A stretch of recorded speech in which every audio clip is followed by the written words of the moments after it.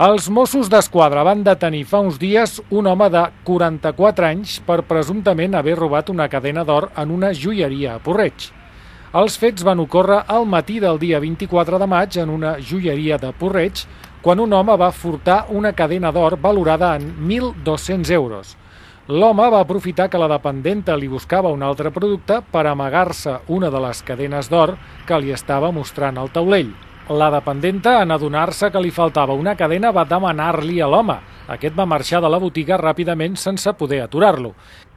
El dia 8 d'agost, els Mossos van rebre una trucada del mateix propietari dient que el presumpte autor del robatori de la cadena havia tornat a la joieria, en aquest cas un establiment situat a Berga i de la mateixa cadena de joieries.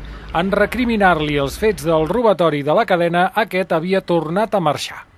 Amb la informació facilitada i les dades que ja se sabien extrets de la investigació, els Mossos van poder aturar un vehicle que duia el presumpte autor al polígon de la Valldan de Berga, detenint així a Odunuga A, de 44 anys, de nacionalitat nigeriana, veí de Manresa, i amb un antecedent policial com a presumpte autor d'un delicte de furt. El dia 9 d'agost el detingut va passar a disposició del jutjat de Guàrdia, qui en va decretar la seva llibertat amb càrrecs.